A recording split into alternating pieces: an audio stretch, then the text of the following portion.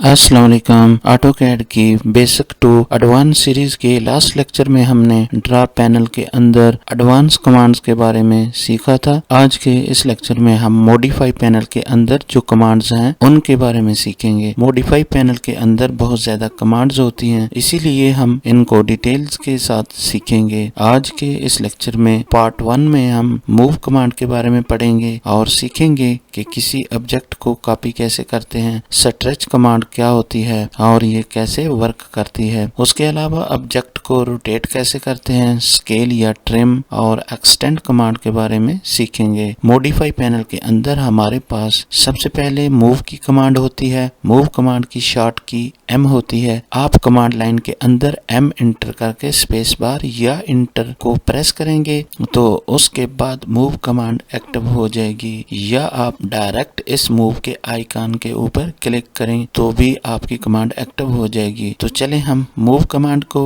Active करते हैं। अब सबसे पहले वो हमसे पूछ रहा है कि आप किस ऑब्जेक्ट को मूव करना चाहते हैं। तो फॉर एग्जांपल मैं इस सर्कल को यहाँ पर मूव करना चाहता हूँ। मैं इसके ऊपर क्लिक करूंगा तो ये ऑब्जेक्ट सिलेक्ट हो जाएगा। उसके बाद स्पेस बार या इंटर को दोबारा प्रेस करना है। उसके बाद क्लिक करके कहीं पर भी इसे आप ड्रा कर सकते हैं। जरूरी नहीं कि मैं इसके ऊपर ही क्लिक करूं। तो मैं यहाँ पर क्लिक करता हूँ और कर्सर को मूव करूंगा तो देखें ऑब्जेक्ट साथ साथ मूव हो रहा है। अब इसको मैं अंडू कर देता हूँ। कमांड बार में U टाइप करेंगे और इंटर को प्रेस करके अंडू कर देंगे। अगर आप किसी ऑब्जेक्ट को किसी स्पेसिफिक पॉइंट के रेफरेंस से मूव करना चाहते हैं तो आपने मूव कमांड एक्टिव करने के बाद इस ऑब्जेक्ट को सिलेक्ट करना है। सिलेक्ट करने के बाद आपने एक दफा स्पेस बार प्रेस करनी है। उसके बाद आपने रेफरेंस पॉइंट को पिक करना है। रेफरेंस पॉइंट को पिक करने के बाद अब मैं इसके एंड पॉइंट पर क्लिक करके रखूंगा या होल्ड करके रखूंगा। अगर सेम रेक्टेंगल के अंदर इसको मैं सेम पोजीशन पर मूव करना है तो मैंने जहां से रेफरेंस पॉइंट को पिक किया था उसको मैं वहीं पर नेक्स्ट रेक्टेंगल के अंदर क्लिक करूंगा तो वो सेम उसी पोजीशन पर मूव होगा। अगर मैं कहीं और लोकेशन पर क्लिक करूंगा तो मैं यहाँ पर क्लिक करता हूँ तो देखें ये सेम इसी पोजीशन पर मूव हुआ है। अब मैं इसको विद आउट रेफरेंस भी ड्रा करके देख लेता हूँ। यहाँ से मूव की कमांड दोबारा एक्टिव करते हैं तो देखें यहाँ से इस पर क्लिक किया, इसका मैंने पिक पॉइंट उठाया तो देखिए अब मुझे नहीं पता कि मैंने इसको कहाँ पर रखना है। मैं चाहता हूँ कि मेरी सेम रेक्टेंगल के अंदर सेम जगह पर ये सर्कल शिफ्ट हो जाए। तो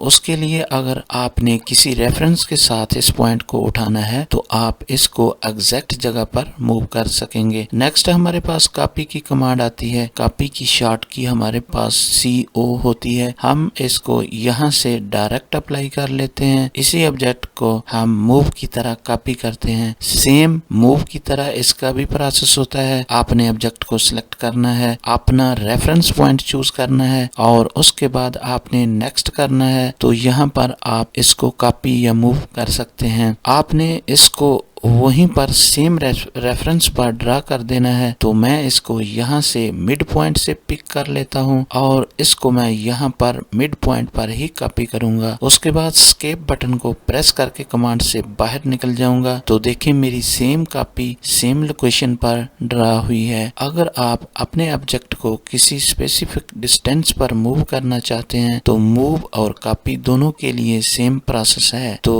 उसके लिए सबसे पहले मूव कमांड को अप्लाई कर लेता हूँ। उसके बाद सेलेक्ट ऑब्जेक्ट, उसके बाद इंटर पिक रेफरेंस पॉइंट और उसके बाद यहाँ पर डिस्टेंस आपने जो देना है। मेरे पास इस टाइम यहाँ पर 200 शो कर रहा है, यहाँ पर 250, तो मैं फॉर एग्जांपल यहाँ पर 480 के करीब रखना चाहता हूँ तो मैं 480 टाइप करता हूँ। उसके बाद इंटर करूंगा तो मेरा जो ऑब्जेक्ट है वो 480 इंचेस या जो आपने यूनिट सेट किए हुए हैं मिलीमीटर या मीटर उस पर मूव हो जाएगा। इसी तरह कॉपी का भी सेम प्रोसेस है। मैं इसको CO कॉपी की कमांड अप्लाई करता हूँ। उसके बाद पिक रेफरेंस करता हूँ, यहाँ पर मैं 200 देता हूँ तो ये रेक्टेंगल के अंदर 200 पूरा हो गया है तो ये वहां पर सेम कॉपी हो गई है। अगर आपने मजीद और कॉपी करनी है तो इसी रेफरेंस से, जिस रेफरेंस से आपने पिक पॉइंट किया है तो यहाँ से आप दोबारा डिस्टेंस देंगे। फॉर एग्जाम्पल मैं अब 400 कर देता हूँ, तो 400 पर ये सेम इसी फर्स्ट पॉइंट जो हमने यहाँ पर पिक पॉइंट चूज किया था उसी के रेफरेंस से ये हमारा 400 पर ड्रा होगा। पहला हमारा सर्कल 200 पर कॉपी हुआ है, दूसरा 400 पर। उसके बाद नेक्स्ट करना है तो ये यहाँ पर 600 लिखते हैं। ये याद रखिएगा कि ये आपका रेफरेंस जो आपने फर्स्ट पॉइंट उठाया है वहां से होगा, ना कि आपके इससे आगे वाले सर्कल से। तो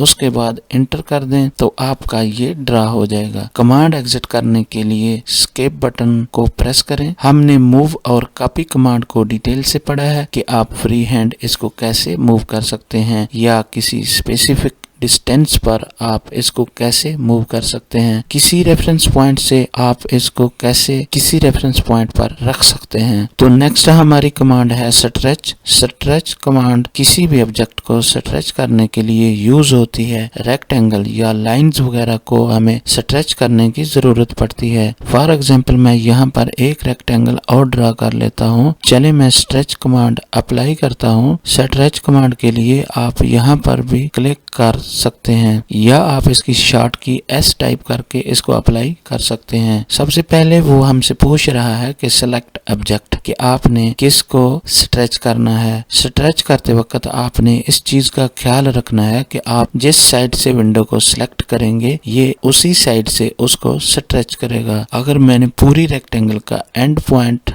राइट साइड से इसको मैंने स्ट्रेच करना है तो मैं यहाँ से ऐसे विंडो को सिलेक्ट करूंगा ताकि पूरी रेक्टेंगल इस राइट टू लेफ्ट विंडो के अंदर आ जाए। अगर मैं यहाँ से विंडो चेंज करता हूँ तो अब जो स्ट्रेच है वो Y की डायरेक्शन ऊपर की तरफ होगी। तो मैं इसको यहाँ पर क्लिक कर दूंगा, तो उसके बाद एक दफा स्पेस बार प्रेस करूंगा और फिर मैं क्लिक करके यहाँ से इसको ऊपर की जानब जितना मैंने स्ट्रेच करना है फ्री हैंड या मैं यहाँ पर डिस्प्लेसमेंट की कमांड दे दूंगा कि कितने डिस्टेंस पर मेरा स्ट्रेच ड्रा हो। फॉर एग्जाम्पल मैं इसको 5 लिख देता हूँ तो ये 5 डिस्टेंस पर स्ट्रेच होगा। अब इसी तरह मैं इसको दोबारा स्ट्रेच करता हूँ। अगर मैं इसकी विंडो लेफ्ट टू राइट करना चाहता हूँ तो ये मेरी सिलेक्शन में नहीं आएगा। तो मुझे इसके लिए राइट टू लेफ्ट ड्रा करना होगा। किसी भी ऑब्जेक्ट को सिलेक्ट करने के लिए कमांड के अंदर आपको राइट टू लेफ्ट विंडो का अप्लाई करना होता है। तो अभी मैंने राइट टू लेफ्ट इस साइड से विंडो को सिलेक्ट किया तो मिड पॉइंट से ये रेक्टेंगल के अंदर जो मिड पॉइंट है विंडो के इस राइट साइड पर है। तो मैं इस ऑब्जेक्ट को कंप्लीट पूरा सिलेक्ट करूंगा। अगर इसको यहाँ तक सिलेक्ट करता हूँ तो मेरा जस्ट ये ऊपर वाला कॉर्नर ही स्ट्रेच होगा। तो आपने इस बात का ध्यान रखना है कि आप इसको कैसे स्ट्रेच करना चाहते हैं। आपने उसी हिसाब से इसकी विंडो की सिलेक्शन करनी है। तो चलिए मैं इसको राइट साइड से स्ट्रेच करता हूँ और इसको मैं अंदर की तरफ स्ट्रेच करता हूँ। जरूरी नहीं कि स्ट्रेच सिर्फ बाहर की तरफ होगा, आप इसको अंदर की तरफ भी स्ट्रेच कर सकते हैं। तो आप जिस साइड पर कर्सर को मूव करेंगे उसी साइड पर आपका ऑब्जेक्ट स्ट्रेच हो जाएगा। तो मैं अंदर की साइड पर स्ट्रेच करता हूँ तो मैं इसको 300 पर स्ट्रेच कर देता हूँ। तो देखें ये जो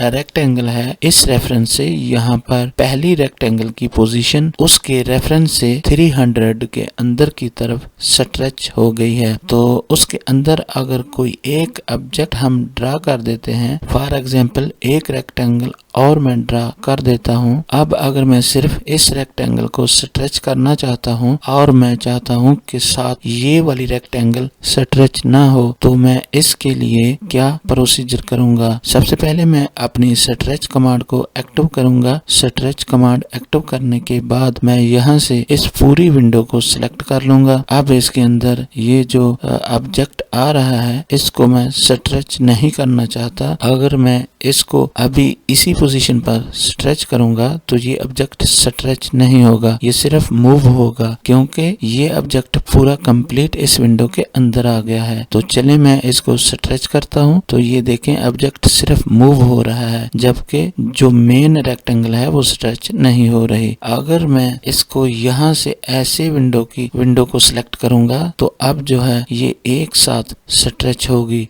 क्योंकि अब ये दोनों ऑब्जेक्ट इस विंडो के अंदर कंप्लीट नहीं आए। मैंने एक पार्ट की सिलेक्शन की है जिसकी वजह से ये स्ट्रेच हो रहे हैं। तो अगर आप चाहते हैं कि ये अंदर भी ना आए और सिलेक्ट भी ना हो तो फिर क्या करना है, तो आपने फिर स्ट्रेच की कमांड एक्टिव करनी है। उसके बाद फॉर एग्जांपल मैं ये ले लेता हूँ, तो अभी देखें अभी ये यहाँ पर स्ट्रेच हो रहा है। लेकिन अगर मैं इस विंडो को दोबारा सिलेक्ट करता हूँ, विंडो सिलेक्ट करने के बाद इस रेक्टेंगल को मैं डी सिलेक्ट कर देता हूँ। डी सिलेक्ट कैसे करेंगे, आप शिफ्ट दबाकर इस पर क्लिक करेंगे तो ये रेक्टेंगल डी सिलेक्ट हो जाएगी। उसके बाद स्पेस बार प्रेस करनी है और आपने जिस भी रेफरेंस पर इसको स्ट्रेच करना है उसी रेफरेंस पर आप इसको ड्रा कर सकते हैं। फॉर एग्जांपल मैं इसको ऐसे ही फ्री हैंड स्ट्रेच कर लेता हूँ, तो देखें रेक्टेंगल की ये विंडो इधर ही रह गई है और ये रेक्टेंगल स्ट्रेच हो गई है। अब हम देखते हैं कि हम स्पेसिफिक पॉइंट पर किसी रेफरेंस से हम इसको स्ट्रेच कैसे करते हैं। तो मैं इसको अनडू कर देता हूँ और मैं यहाँ पर एक रेक्टेंगल ड्रा कर देता हूँ। अब मैं चाहता हूँ कि ये रेक्टेंगल इस रेक्टेंगल तक स्ट्रेच हो